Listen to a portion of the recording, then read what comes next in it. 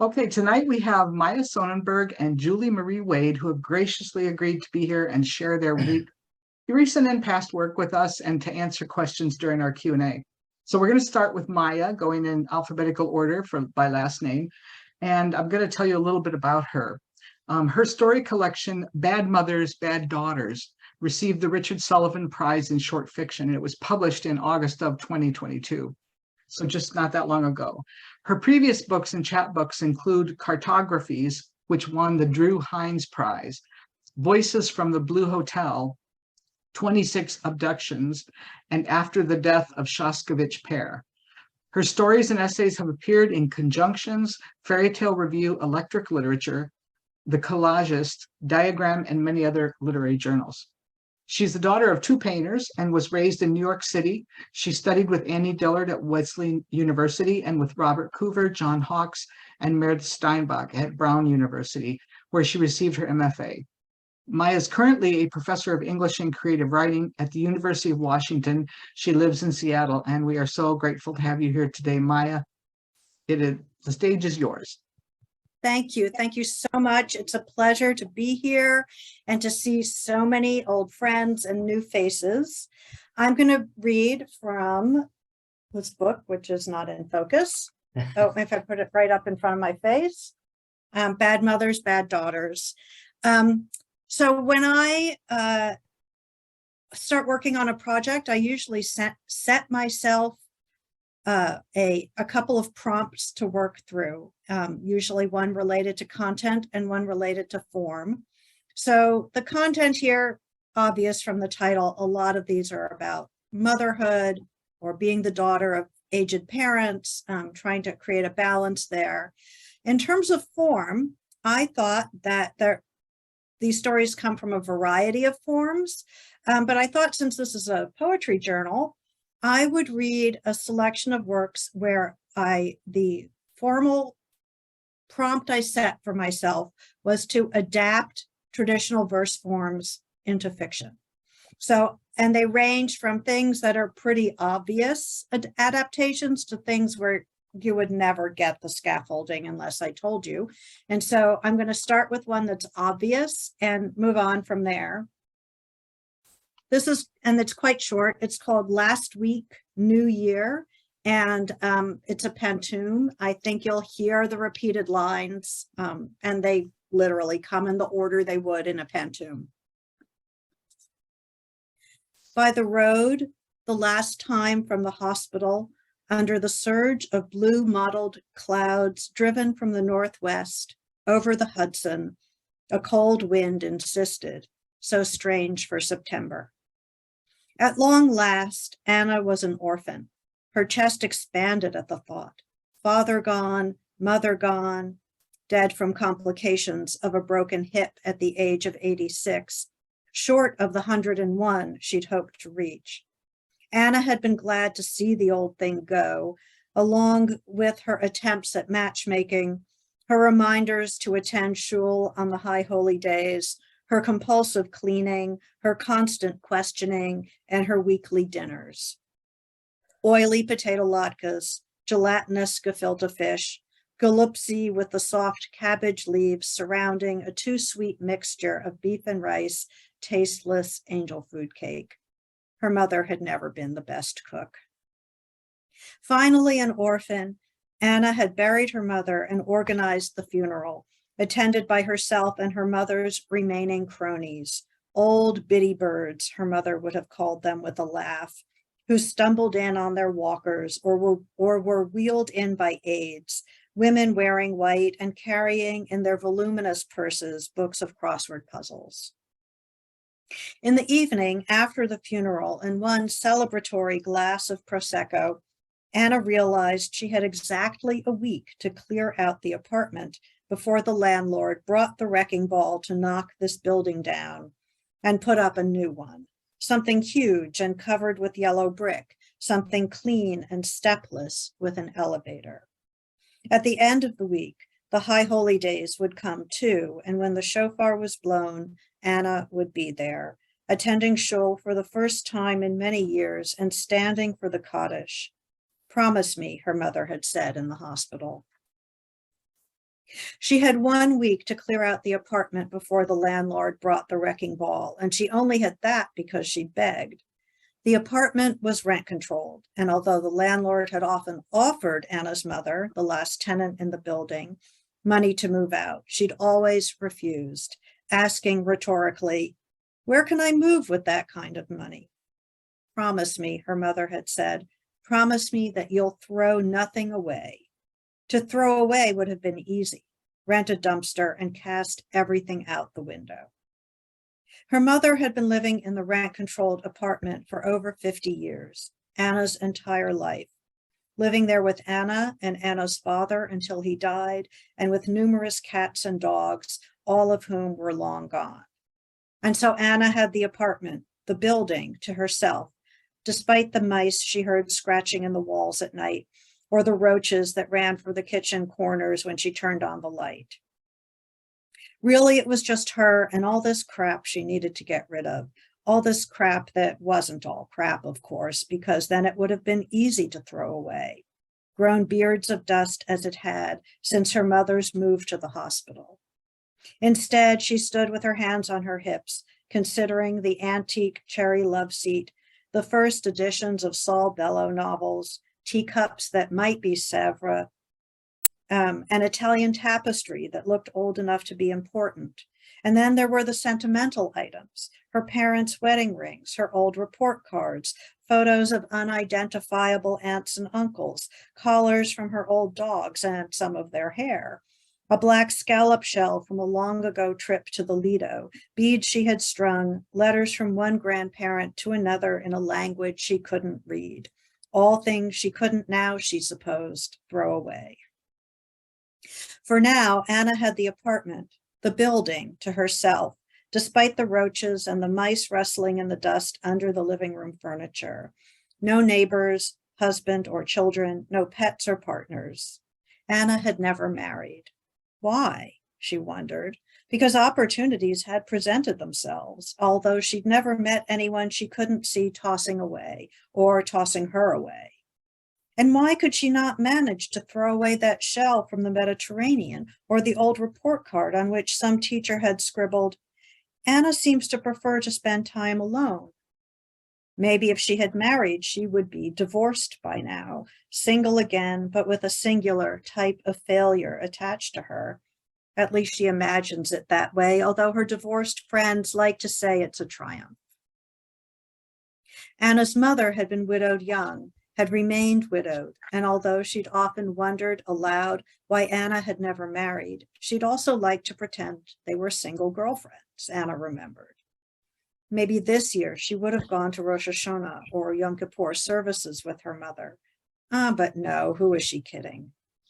No marriage to toss, but instead, this sin she'd cast into the sea, this wrongdoing she'd send into the wilderness with the goat, this transgression. That she had listened to her mother with only her outer ear.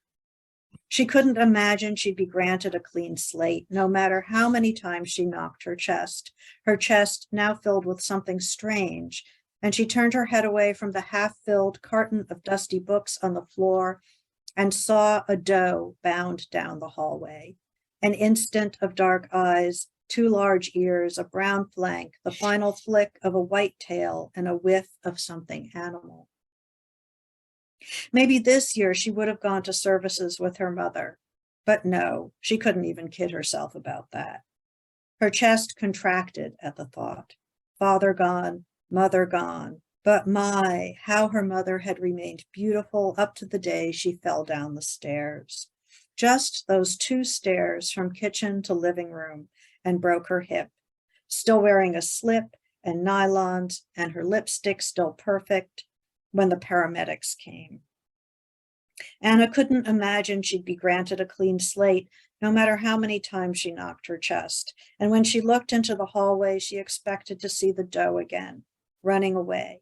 But instead, she saw a bunny resting its dusty paws at the edge of the carpet, watching her with sparkling and inquisitive brown eyes, twitching its dusty nose, pricking its dusty ears. And when she got up, it followed her, hopping closer, loping closer, until she could feel the warmth bristle through its dirty fur, and it finally, as she stood at the kitchen counter to open a can of soup, rested its head against her ankle.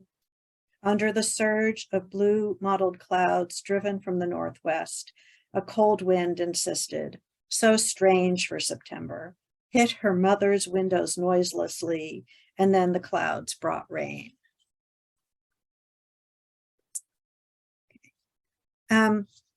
One of the other forms I played with were haiku. And that was a bit of a different process of transforming it into fiction. So I ended up with a haiku cycle, but I'm just going to read the first section.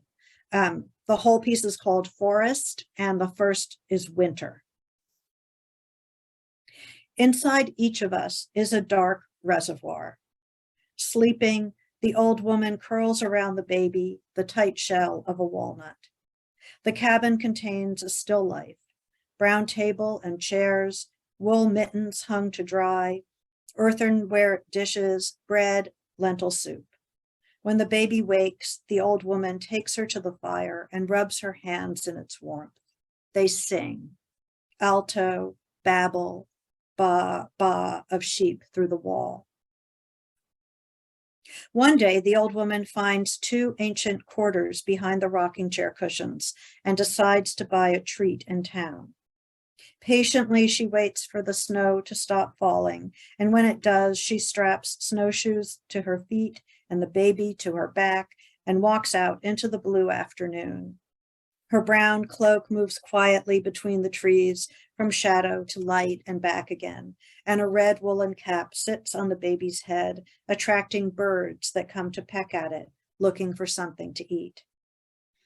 It has been so cold for so long that no icicles hang from the branches, and the streams are silent, rivulets and waterfalls frozen into a decadence of ice. It is so cold now that the baby's breath freezes and furs immediately on her scarf.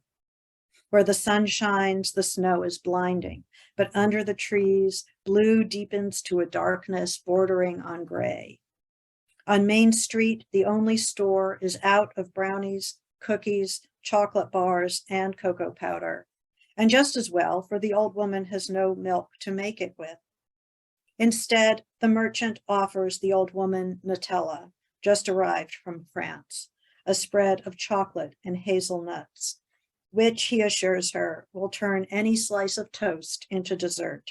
And she takes it, her mouth already watering and the baby already reaching over her shoulder for the jar. On the way home, trees creak, ice cracks, a chickadee whistles. She's been warned she might run into bandits. Instead, she points out the tracks of a snowshoe hare, a polar wolf, and a rare white squirrel.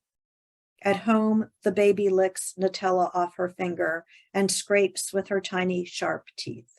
From the bed, they watch flame shadows until they fall asleep, sweetness still on their tongues.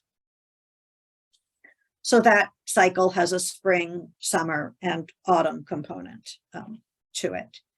And then finally, I want to read one that's a little bit longer. And this one started as an attempt at a bit of memoir. And then I realized that was boring because nothing happened in the actual events. And then I tried to write it as a traditional short story, and that didn't get me anywhere either. And then I tried a variety of verse forms, and then for some reason the sonnet clicked. I do not at all expect you to recognize there is a sonnet form buried in here. I barely recognize it now. I cannot remember how I transformed it, except I think I used rhyming images instead of rhyming words. That I remember. Otherwise, I'm not quite sure I remember.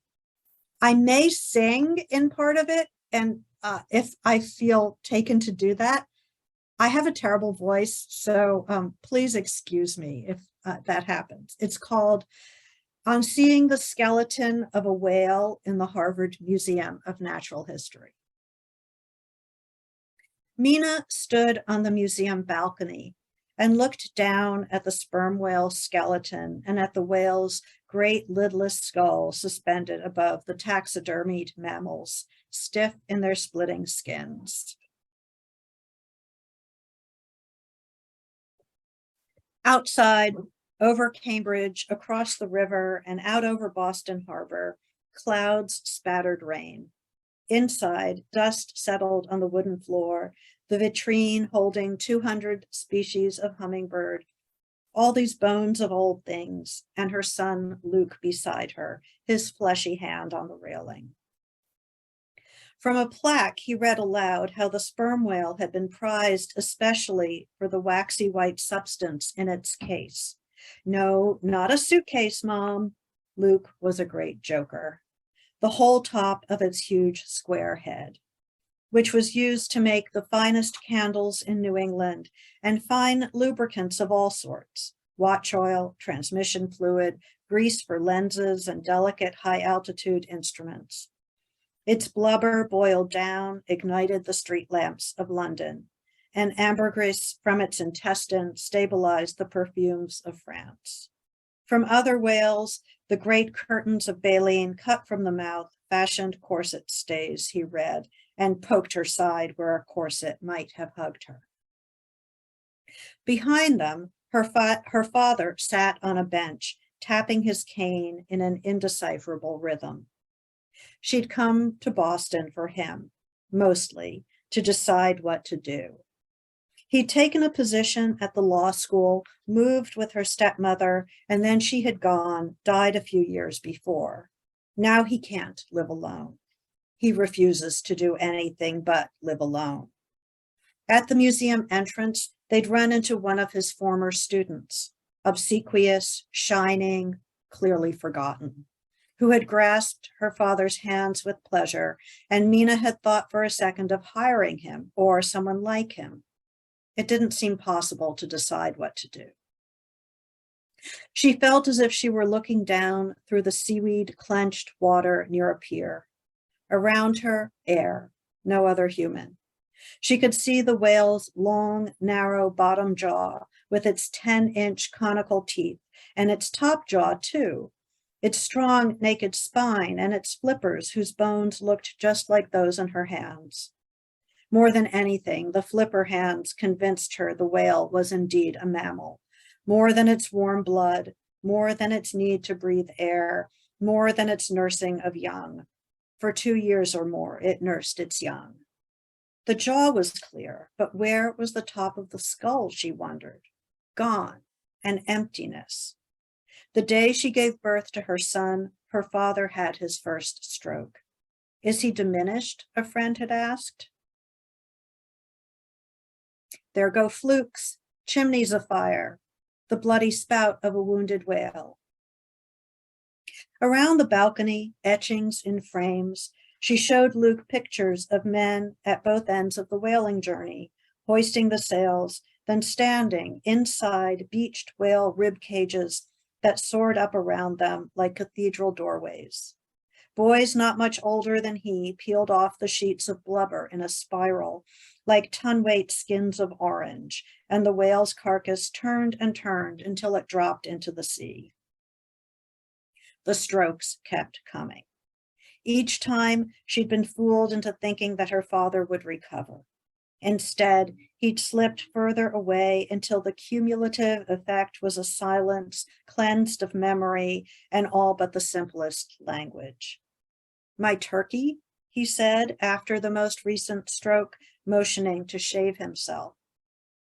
In the center of his brain now, one would find a puddle of blood.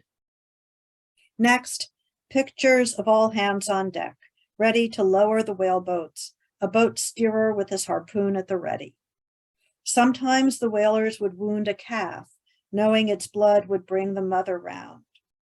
The clicks with which cow and calf called each other, a sort of song, could stun a man underwater, the sound not a sound at all, but a knock to the chest. You fools, Mina thought. You thought your fate was separate from the fate of the whale. I'll bring Grandpa over, Luke said. He went and extended his hand. She watched the anger rise like a wave in her father's face. I won't, he said, I won't, and raised his cane, waving it so that her son backed away. You better do something about that boy, her father called after, then uttered a series of curses loud enough to echo. Yeah, Mr. No Memory, Luke muttered. The day before, he'd made faces behind her father's back, mimicked his halting speech, and stuck his foot out right where her father's cane was heading. She'd seen the scared look in her father's watery blue eyes. And then the day before that, it had been her father's cane sticking out at the top of the stairs, right where Luke was heading. They made a fine pair. You go to him, Mom. Oh, there have been times she wanted to do the same, stick her foot right out, and times she was the foot, stuck everywhere. But just the week before, her father had fallen outside a yoga studio, and when the teacher and all the students went to rescue him, he hadn't known where he was. At home, she and Luke had left plants unwatered, clean clothes in a messy pile, a cat the neighbors had promised to feed. All these would need tending to. No, she said. No, he's fine there. He's perfectly happy. Let him just sit there. She smiled at her father and waved stupidly. Sometimes the whalemen slipped in blood and oil on the ship's deck and slid into the ocean for sharks to eat. Sometimes a hand might reach for them. Behind them in the gathering dusk, with a whale rope to either side of the ship. My father's already gone, she thought, left this land for sea. Then sing, she demanded, kneeling before him. Teach my son to whistle, damn it. And her father pursed his lips, but she didn't think it was in a whistling shape. Was he trying? Was he making fun? He'd been a great tease, the snowballs just missing her face.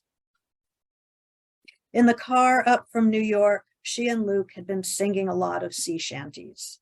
Heave away, haul away, they sang, and farewell to Nova Scotia, ye sea-bound coast. May your mountains dark and dreary be. But when she asked her father to sing one of the old ones for her, Shenandoah or Deep Blue Sea, he couldn't remember them, although he'd sung their refrains to her maybe 1,000,000 times. Oh, you pinks and posies, go down, you blood-red roses, go down, she sang instead. After they'd been thrice around the balcony, learning about the killing and processing of whales, she took Luke's hand and left her father behind, sitting on the bench, her little white-haired father with his dapper white goatee, his cheeks as soft as a series of cliches. Her son played with her fingers, although he hadn't let her hold his hand since he was 6, and they went outside, and a feeling of buoyancy overtook her. Luke began to sing, first softly and then loudly, since they weren't in the museum anymore. All for me grog, me jolly, jolly grog, all for me beer and tobacco. I spent all me tin on the lassies drinking gin, and it's o'er the western oceans I must wander. And she laughed and laughed to hear her 11-year-old sing that with such feeling, and he laughed too because he knew it was funny, that jokester. Blood was thicker, they always said, but maybe it wasn't, or maybe only some blood. She turned to Luke and watched his face as he stepped into the light, a curtain lifting, and they walked away. Causes of death: food poisoning, massive waves, illness, fighting, infected wounds, whales, the ice-cold sea. Later, years later, long after her father is dead and she has tossed his ashes into the ocean off Maine, Mina will think back on this afternoon and her stomach will turn again and again like the phrase in a song. She can't let go of it. How monstrous she'd been, how foolish, how she left her father there on the dusty bench his hands clutching the cane and his mouth waiting to smile again at their return, at these two faces he still recognized. Because she has seen the skeleton again and realized that the top of the skull is there. The sleigh, the chariot, the coach, the whaleman called it, a small space for the brain to tuck inside. The skull houses the brain, and the brain its secrets, even her father's brain, perhaps, though his eyes were dim and liquid. Thank you. Thank you very, very much, Maya. That has been I was spellbound listening to your fiction, and this last one was especially riveting. Thank you. We really appreciate it. Okay, I know you're all dying to ask Maya some questions. You can also, of course, put anything in the chat at any time, and we will continue on, and then at the end we'll ask questions from both. So I want to introduce you to Julie Marie Wade. She's our own South Florida poet and writer. She's the author of 16 collections of poetry, prose, and hybrid forms. Most recently, her work is Skirted Poems, published by the Word Works in 2021, and Just an Ordinary Woman Breathing, which was published by Ohio State University Press in 2020. With Denise Duhamel, she wrote The Unrhymables, Collaborations in Prose, published by Noctuary Press in 2019, and with Brenda Miller, Telephone Essays in Two Voices, published by Cleveland State University in 21. Julie Marie won the Marie Alexander Poetry Series and the Lambda Literary Award for Lesbian Memoir. She teaches in the creative writing program at Florida International University.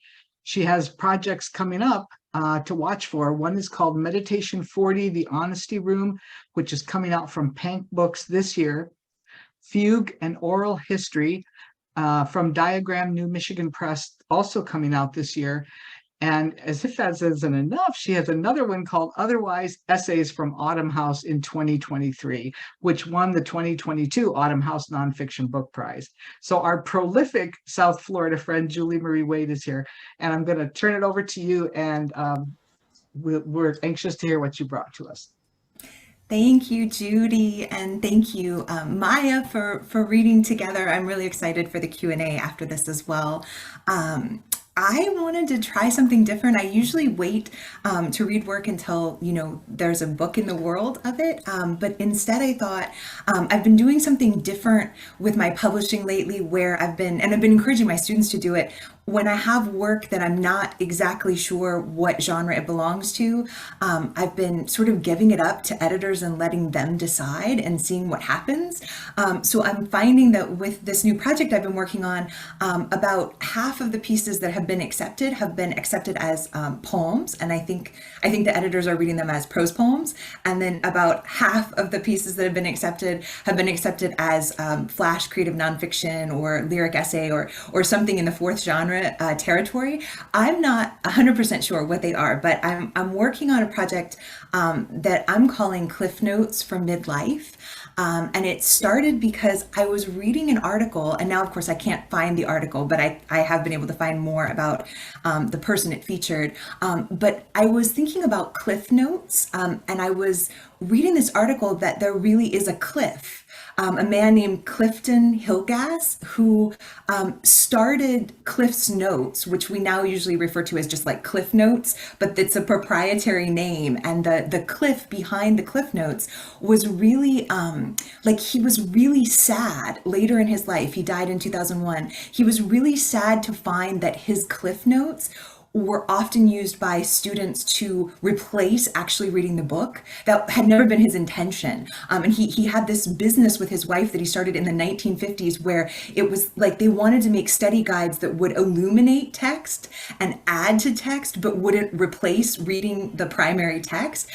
So it was a great sadness to him that people were using Cliff Notes like, oh, I won't read Jane Eyre, I'll read the Cliff Notes for Jane Eyre, because he had always meant them to be like a kind of like augmenting and in concordance with the book and in no way a replacement for it. And so that kind of stuck with me. And so I was writing, not thinking about genre so much, but just thinking like, I guess this is midlife, and what do I know? Because I feel like I'm sure studying a lot, but I don't know what I know. And there's something kind of enticing about the poetic compression that a cliff note also would require. So based on time, I think I have time to read 4 or 5 of these cliff notes. And so I'm going to start with the first one in the project so far.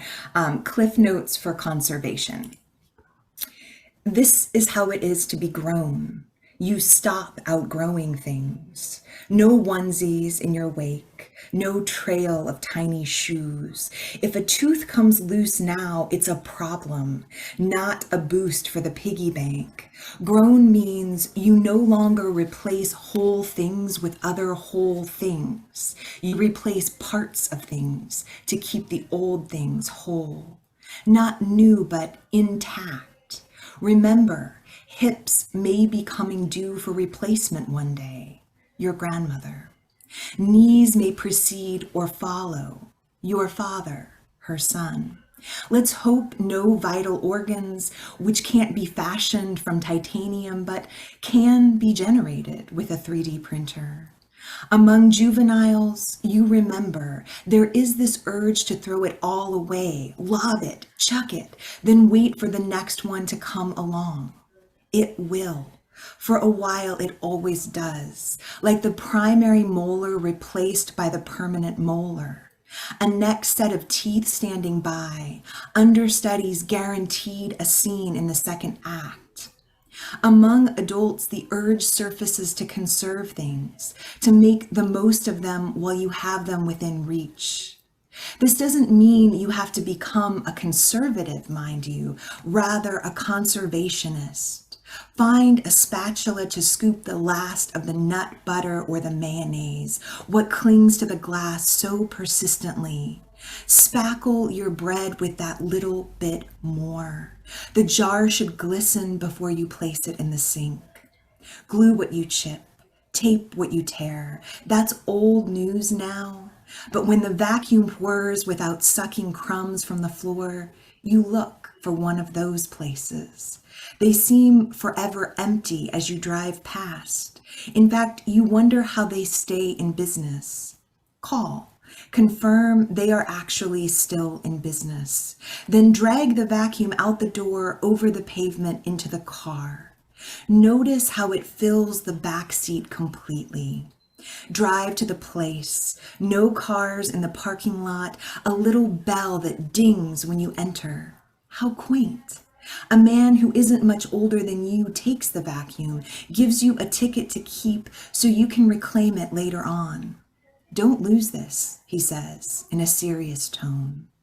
Are there really so many vacuums being serviced here that he won't remember you? Unlikely. New filter, new bag, the works. You want to keep it running a long time. You want to keep running a long time. Of course the vacuum is a metaphor. Aside from the car you use to bring it here, this vacuum turns out to be the most expensive thing you own. To have an upright with a special spot in the closet, not just a tiny broom under the sink or the odd dustbuster powered by batteries and affixed to a wall. This is an investment you made once with your partner, a way of acknowledging the future together.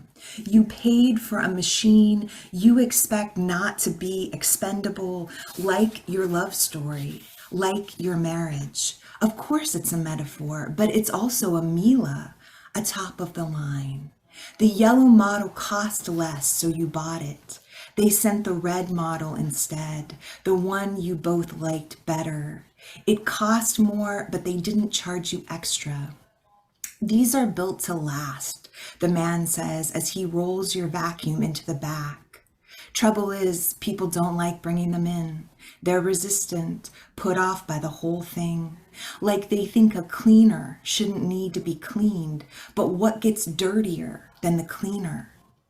When you leave, you see how your ticket is wet with palm sweat, rumpled from where you clenched it too tight. You place it in the cup holder first, then clip it to the rearview mirror.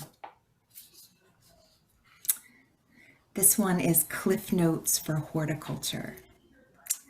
Orchids are difficult. Everyone knows this. The choice is not whether to find the orchid beautiful, but whether to find the orchid worth it. Your orchid will die, likely sooner than later, but always eventually. What can I say? Sometimes mortality is a buzzkill, but always mortality is a kill. Of course, sometimes orchids are merely dormant, mistaken for dead. As with humans, there are bloom cycles and there are rest cycles. When we moved here to Dania Beach, we were given an orchid as a housewarming gift. She was haughty, fickle, impossible, I thought, to please. She did not want to grow where planted, despite the popularity of the phrase. She was not interested in being doused, preferred to be misted instead, and other idiosyncrasies. Of course, we only inferred these things since the orchid could not state her wish. Humans are free to say whatever they want, to name their desires bald and true, but somehow they seldom do. Human meet orchid. You have a lot in common. I read that Raymond Burr, the man who played Perry Mason on TV, lived a closeted life in which he tended hundreds of orchids. They became an obsession. Being closeted is more difficult than caring for an orchid. I speak from experience. Orchids demand patience, but the closet demands obliteration. Orchids are particular about light, and the closet admits none. Darkness is all shade. Go ahead, Google orchid. The first result says a plant with complex flowers that are often showy or bizarrely shaped. It's not exactly a rave review, is it? They have a large specialized lip, labellum, and frequently a spur. Not especially flattering, but there's a neutral accuracy here I like. Strangest still, orchids occur worldwide. It's the verb choice, occur. Humans also occur worldwide. We will never come close to encountering all of us, which is another way of saying we will remain forever ignorant of our own species, preferences, varietals, et al. Mastery is not possible. Unless showcased in a pot at the grocery store or the garden shop, I associate orchids primarily with swamps. To find an orchid in the wild, which is to say uncurated and out of the closet, there will be muck. There will be trudging. There will be dense clouds of insects and other unpleasantries. An orchid sighting, even in a swamp, is not promised. It cannot be assured. Florida is swampland, complex, showy, bizarre. I appreciate its fecundity, growth upon growth, the rampant, feckless burgeoning. I will not master this place either. Its humanity or inhumanity, its flora or its fauna. But mastery isn't really the point, is it? Orchids are valuable hothouse plants, says the internet. The internet does not say valued, but valuable. To whom? In what way? Outdoors in a Florida summer is hotter than any hothouse. Humans can wilt too. Orchids are more expensive than roses, but they also require more care. Are they worth it? Depends. I think the best answer is always depends. Roses do not grow well in Florida. I speak from experience. Our cats were curious about the orchid and expressed their curiosity by biting at its sepals. This is one reason my partner tied the orchid to a tree. It looked dead, as predicted. All year the tree hosted squirrels and lizards, raccoons that climbed it as a ladder to the roof, blue jays that built a nest together. The orchid was a silent witness. The orchid was doused by rainstorms so vigorous they bent limbs and stripped away leaves. The orchid endured it all. Then one day, without coaxing or anticipation, she opened again, 3 white blossoms, 1 magenta, a row of faces. They seemed to be staring right at us. Beautiful, we said, in our human way of stating the obvious. Oh, thank you. The next one is called Cliff Notes for Chess. The game is monogamous, like some love. One-on-one with a timer, though you can play without one if you'd rather pretend. Chess without a timer says time doesn't matter, but of course it does. The game is high concept, like all love. The objective is to win, or more humbly, the objective is not to lose. Also, like love, the board can be functional, ornamental, or both. I have known people who collect chessboards but do not play. I have known people who play with the same pressman board their children use to play checkers. King me is not an option in chess. You are never the king, but you are always in the king's service. This is familiar to lovers. They are not love. It is love they serve. Some are indentured, more than would likely admit. In my childhood home, we had a chessboard built into a table. You could remove the pieces, but you could not remove the squares unless you lifted the whole heavy slab away from the frame beneath it. No one did this, or would have thought to do this. We did put the pieces in a canister, though, wrapped in tissue paper and covered the table with a long white cloth. It was easy to forget the board beneath, inextricable from the table that was used for other things. I sometimes played chess by myself, unwrapping the pieces, setting them out on the squares, moving on behalf of both sides. This activity is sometimes called practice and sometimes called loneliness. Every move is your own. You always know what you are thinking.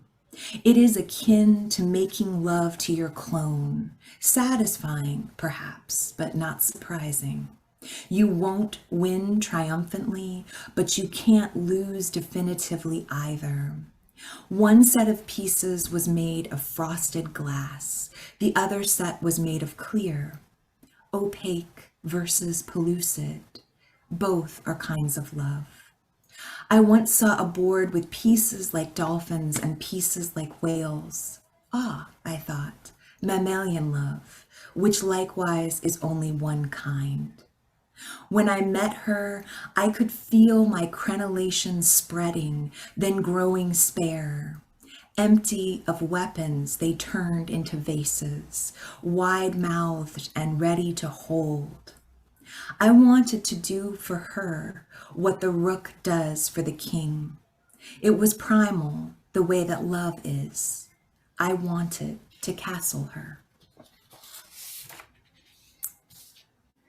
This one, thank you. This one is called Cliff Notes for Overthinking, which I assume many of you can relate to. Common problem in the literary world, which of course is a common side effect of thought. Think of the mind like a snow belt. I invite you. My mind, partial to pictures, conjures at once a band or strap of snow, thick, fluffed, a centralized dusting, like the fur-lined muffs in White Christmas, but instead of fur, snow. Try these on for size. Snow suspenders, snow penders, snow cummerbunds, snow buns. I'm overthinking already, but in this case it's fun. Sometimes overthinking leads to whimsy, sometimes to anxiety. It's the second one I think we seek to quell. If the mind is a great lake, then why not cogitate an actual great lake? I choose Lake Erie because my eeriest thoughts are the ones that give rise to my most anxious overthoughts. The mind, like a lake, is never empty. The mind, which is housed in the brain, is constantly warmed by currents of sensation. Awake, we're never not taking in, never not perceiving, perhaps only a ripple of thought as consciousness begins to drift off. Or perhaps the crash of a massive wave, a middle of the night epiphany. Overthinking happens like cold air rushing in through the ears, then hovering close to the water. Dramatic contrast between our status quo and the startle of a sudden question. Aren't all questions cold at first? A shock to the system, a polar bear challenge. To make room in the mind for a new way of thinking. Blizzard conditions, we say. I have never been medicated for lake effect snows, though they have buried me more than once. Picture a snowbank cordoned with red velvet ropes, tellers behind the windows of frosted glass. Each year at my annual exam, the doctor asks if I ever experience racing thoughts. What should I say? That they're more like a speedboat than a sailboat and always have been. More like a gale force wind than a breeze. Instead, my mind, partial to analogies, tells her to think of a snow globe. I collect these, in fact, turn them over while I'm mulling, shake them when I'm trying to decide. Perhaps it's because the snow globe seems so familiar, akin to some inner workings I already recognize. Sure, there will be squalls. There might even be thunder snow. But look at the cozy cottage there by the lake with a sloping lawn that stretches clear to the dock, chimney puffing, window candles agleam. Most of the time, it's more like sledding than skidding. And when the world turns upside down, I practice breathing. I practice angeling my limbs or rolling a series of small but deliberate snowballs. So far, the ice has never given way beneath me, and the sky above, then below, always a tilt, has never not righted itself. And I think the last one, this is going to be Cliff Notes for Old Chestnuts. It's easy to romanticize the past, to believe I was better off before I learned the truth about our dog-eat-dog world. The expression, which precedes its comprehension.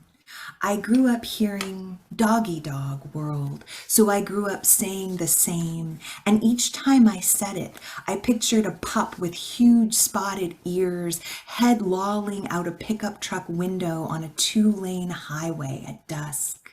His tongue was wagging, his ears were wagging, and his tail on the torn vinyl passenger seat was also effusively wagging.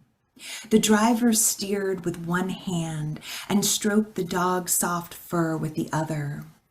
There was a silo in the distance, red as a primary crayon. Outside the windows were horses and cows, distant houses with kids shooting hoops and running through sprinklers, and miles of corn. It's a dreamscape, I understand now. It's a fable of sweetness where everyone has enough to eat and carries a doggy bag home. At my grandmother's house, when I was first old enough to spend the night, she made up the twin bed beside hers with clean sheets and a pillowcase that somehow always stayed cold. After I brushed my teeth and said my prayers, she came in to tell me a story. There was no pickup truck in this one, no silo, no horses or cows or kids or corn, but there was a pup she called Pinky. Pinky lived in a suburban neighborhood much like our own, where the costs of prosperity were hidden from view. In the morning, Pinky's human let him outside, and he loped down the street with no fear of strangers or passing cars. Grandma described each house as Pinky climbed the steps or trotted along the front walk. Some houses had flower boxes stuffed with geraniums, or hanging baskets brimming with nasturtiums, or rockeries green with ferns. Pinky scratched at every door, and the occupants of every house were home and happy and eager to answer. They patted his head, rubbed his belly, and always gave him a bone. Soon Pinky had so many bones he couldn't carry them all. He made many trips back to his own yard and went about the business of digging many holes, one hole for each bone. Surely this was the dog-eat-dog world, wasn't it? A place of safety and abundance where even a scruffy terrier with a flimsy collar could trust every person he met, could curl up on a stone hearth at the end of the day, chewing his leftover bone while drifting slowly off to sleep. I was never far behind him, my eyes so heavy by then, my body sinking into that feathery bed. Everyone is gentle and generous in a dog-eat-dog world, thankful for what they have and certain they will have more. In a dog-eat-dog world, no one asks questions like, where did this come from, or at whose expense? Now my grandmother has passed, which is another way of saying she has become the past and taken Pinky with her. Still, there are so many bones left to unbury. My father, which is to say my grandmother's son, used to tell me, "You're like a dog with a bone," when I grabbed hold of a question and wouldn't let go. It took some years before I realized this wasn't a compliment. But it was my mother who laughed hard and sudden while teaching me how to drive. "Did you say a dog-eat-dog world?" I nodded my head and clutched the steering wheel tighter. I was a long way from ready for a highway, a long way from the clemency we sometimes seek on an open road. "Dog eat dog," she overpronounced, then laughed again. What could doggy dog even possibly mean? Thank you. Thank you, Julie. That was wonderful. Truly very unique, and can't wait to read the entire work once you get it done. Great. If everyone would like to unmute, please, we could give a round of applause for Maya and for Julie Marie and all the work that they've shared with us. Brava. Bravo. Bravo. Thank you. All right, thank you. Do we have questions for Maya and Julie? Lenny. Yes, Maya, I wonder, I'm not familiar with your work, and I was just so pleasantly surprised to hear it tonight, and I thank you. It was just absolutely wonderful. But I wonder, you've taken these forms and put them and made them your own forms, I guess. Are they, if I looked at them on the page, would they appear margin to margin? You had the Pantun, you had that buried sonnet, all these interesting ways of reimagining poetic forms. Are they margin to margin, or how are they on the page? They're margin to margin. They are. Interesting. Yeah, they look like fiction. I think it unlikely you'd go, oh, there's some repeated lines in there, but I don't know that you would even necessarily pick up on the scaffolding if you didn't know. But it's wonderful to know that, though. You do, really, it's sort of, a bio of the poem in itself, or whatever, the bio of the poem is really, really interesting. And then I just want to say, Julie, as always, but each time I hear you, you just get more astonishing as time goes on, and just absolutely marvelous, my love. Thanks, Lenny. I appreciate it. I have a question for Maya. So Maya, Yes, can you say more about the process that you use with turning verse into fiction? Did you start with like the rhythm or the cadence, or? I literally started with, like, if you were taking poetry writing 101 and someone said, here's the structure of a pantoum. So that's how I started, not with rhythm or cadence or sound. I think those things are in my work, not in strict meter, but they're in my work already. So the sonnet one was the first, no, I think it was the second one I did. But in general, what I thought about was, what, if I'm really thinking about fiction, what is the equivalent that I could build to a stanza, to a line, to a particular type of repetition? And there was no hard and fast rule to that. Sometimes it was really straightforward, like a pantoum has this many stanzas. I'm going to have this many paragraphs, and they're going to have this many lines. And in some way, there's going to be a recognizable repeat. In others, like I have a sestina, where I very consciously said, rather than repeating the end words for the lines, I was going to think of 6 components of fiction and cycle through them the way you would cycle through the end words in a sestina. So like, I don't know, character, conflict, setting, image. I don't even remember what they all were. So sometimes it went like that far. Yeah, but that was the process. And after I did 1 or 2, I was like, oh, this is so much fun. I can have so much fun with this. The content can be like, that skeleton of the whale story is pretty dark. I could like handle the dark content while I'm having fun with the form. Thank you.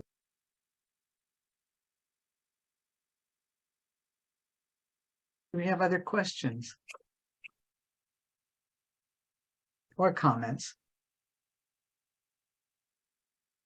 I have a question, again, for Maya.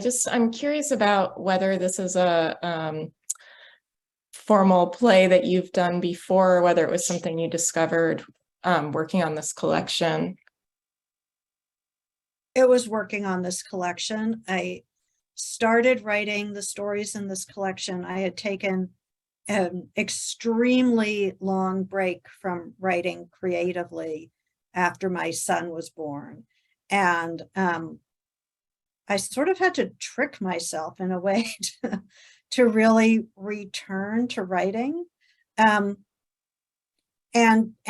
so that's how it happened. I did one that was a pretty straightforward play on a sestina, and then really working on the skeleton of the whale one sort of led me off on the journey of thinking about it more seriously, playing with these forms. A quick question for Julie Marie. You, I know, have worked with braided essays, I believe, or essays in different formats.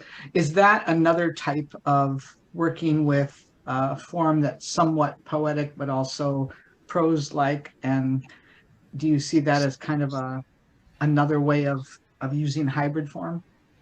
I do, and I was thinking, I'm taking all these notes, like my whole desk is Post-its about Maya's project, because I teach a hybrid form seminar, and I'm thinking how Bad Mothers and Bad Daughters is doing this exciting, like I've been thinking a lot about the hermit crab, and I don't know if this is familiar to all of you. Like, obviously there is a literal crustacean called the hermit crab that gives us the metaphor, but the literal hermit crab, right, is the little mollusk that doesn't have a shell of its own, and so has to adopt a shell, that it finds on the beach, maybe abandoned by a snail or another creature, and then kind of grows into that shell and uses it as safe harbor for itself and protection from the elements, and then can outgrow the shell and need another one.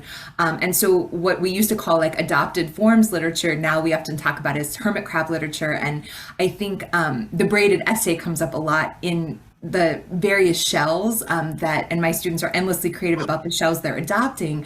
But one of the things I'm realizing from hearing Maya talk is that we usually say that the hermit crab form is like when the writer is adopting a traditionally non-literary form, like, you know, a dictionary entry format, like A. Van Jordan's prose poems that are in the form of dictionary entry, or something, you know, like the most like non-literary forms you can think of, like Amy Cross Rosenthal has an encyclopedia of an ordinary life. So a whole memoir nested in the form of an encyclopedia and has charts and graphs and so forth.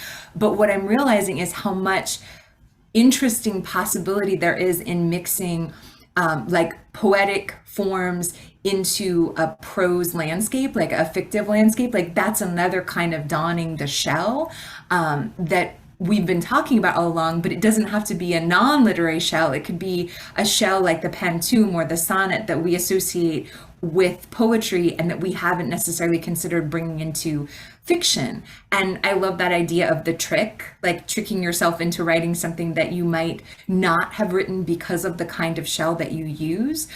So it's actually not really a great answer to your question about the braided essay, but I've been thinking as I've been listening about how the hermit crab doesn't have to be take the least literary shell you can find and imbue it with literary style and craft. It could also be take a literary shell that you love from another genre and import it into, if you're working with poetry, then maybe move into prose, or, you know, if you're always in creative nonfiction, try it in fiction, or vice versa. So that just holds so many possibilities, I think, for like expanding how I've been talking about the hermit crab with my students. So I'm excited about that. And the braided essay also comes up a lot in the hybridization of poetry and prose that is the lyric essay. Just for those who aren't looking at the chat, Maya noted that there's a great short story by Rick DeMarinis called Romance of Villanelle that plays with both romance novel form and is a villanelle. Oh, that's awesome. Yeah, I have to check that one out. Me too. Thank you. We are so appreciative of both of you being here tonight and sharing your work. And it's been truly a unique evening. We usually have, I don't want to say boring poets, we don't, we have great poets, but we're usually listening to poetry that's in forms we expect. And so this really broke out into something new here with all of your hybrid work. And so we really appreciate it. Thank you so much. Thank you everyone for coming. We like having you. Thank you. I just want to close by saying I really want to live in that doggy dog world. Can we all please get transported there? I want to live there too. I forgot to mention, my wife still says doggy dog. When you said that, I went, whoa. Tell her not to stop. I won't. I will. Good night. Thank you, everyone. Good night. Good night. Thank you.